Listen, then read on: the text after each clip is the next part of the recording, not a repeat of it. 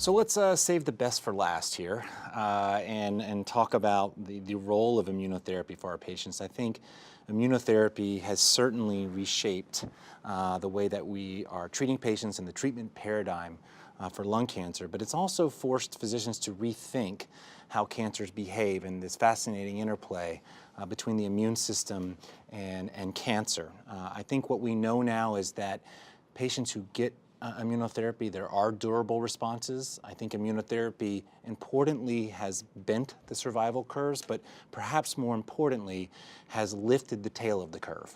And we're seeing really durable responses in patients that are living longer. We currently have two drugs that are available, nivolumab and pembrolizumab, with others coming down the pike. That said, I think that we need to remember that these drugs, as they stand now, only work in roughly 20% of patients. And we need to do better. I think part of my job when I see patients, either as a second opinion or discussing clinical trial, is to temper the enthusiasm for these drugs who they've seen commercials that suggest that they are going to be cures, and they're not yet. So, Sarah, you have a tall order here. Can you give us high-level overview of where we stand with nivolumab and pembrolizumab, perhaps atezolizumab, as well as perhaps their activity and subset analysis that you have performed and published? Sure. So I think that these drugs have absolutely changed the paradigm for treating non-small cell lung cancer, as well as other cancers, but talking about lung cancer here. And it's completely changed not only the way that we think about the types of drugs that work, but just how patients are doing in the long run. So, and I think it's an interesting point you made about tempering enthusiasm. In some ways, I agree with you because, as you mentioned, these drugs don't work for all patients. But I think when you see patients who get these drugs and can live for years of really, minimal, if any, toxicity, really, good quality of life for so long, I think I'm very enthusiastic about them. So in some ways, I'm very enthusiastic, and I think these drugs again have really changed the way that we think about treating lung cancer. But I agree, they're in some ways disappointing in that they're not helping all patients. So as you mentioned, the two drugs that we have now available are nivolumab and pembrolizumab. They've both been FDA approved for non-small cell lung cancer in the last year or so, and both of them have been compared head-to-head with docetaxel, what at the time was our standard second-line treatment. You can argue, should that be now our standard comparator arm, but that's another discussion. But both of those drugs have shown a benefit compared to docetaxel in terms of overall survival. So I think that's kind of our gold standard of what we look at to see if one drug is better than another, and clearly both are. Interesting ways that the trials were done. Nivolumab was done in all comers, regardless of biomarker, and pembrolizumab was the big comparison trial with docetaxel was done in PD-L1 positive patients. And again, the survival benefit was there for both. And so that's how they were approved. So nivolumab is approved for all comers, and pembrolizumab approved for patients with PD-L1 positivity. It's a whole discussion about biomarkers, which is very complicated and really an evolving story. But I think some people think of the two drugs as nivolumab is the one where you don't have to check for PD-L1, and pembrolizumab is the one you do. I don't think there's an inherent difference in the drugs.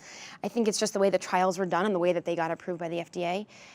I think, again, there is a real benefit with these drugs. The long-term survival is incredible that we've seen in some patients. And as you mentioned, it's the tails of the curve. So even looking at the median survival, there is a benefit in terms of median survival, but again, it's the long-term benefit in some patients that have really changed the lives of many patients. And now atezolizumab is a PD-L1 inhibitor, as opposed to the other two, which are PD-1 inhibitors. That also looks to be effective in patients compared to docetaxel in the second line.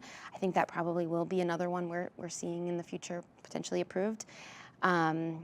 And then there's others as well that we're seeing trials of.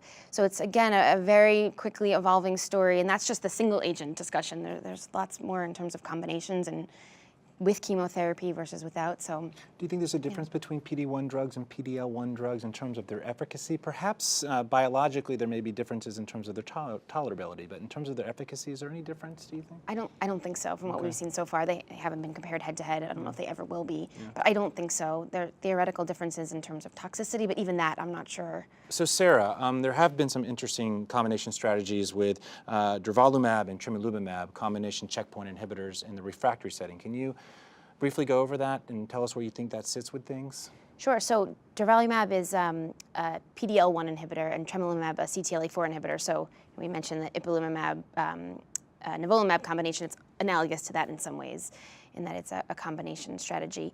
So this is a study that is in a phase 1 study that just in the last couple months has been published. And what's exciting about the data is that patients can benefit regardless of PD-L1 status. Now, this is something that we've talked about. The PD-L1 biomarker is a challenging one anyway, but it does seem that with this combination, you can have benefit in both groups, which is, I think, important. And it doesn't seem to be that even though there's more benefit in positives than negatives, it seems that there's benefit in both. So whether that will hold true in larger groups and in randomized trials, it remains to be seen, but at least in the smaller phase 1 experience, that seems to have stood up. So I think, again, I think it's a really interesting strategy, one that may be beneficial to more patients than some of the single agent strategies.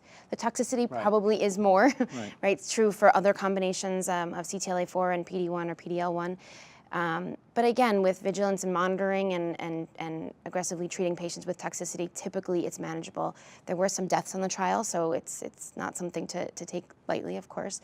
But overall manageable toxicity with the combination. We're taking that forward too in a neoadjuvant setting. Jamie Chapt at our institution has a trial just about to open looking at the combination of durvalumab and tremelimumab. In addition, this neoadjuvant setting gives you a great opportunity to actually look at What it's doing to the biology, and we're really hoping that quick look over just a few months is going to really help us understand how these drugs work and why they don't.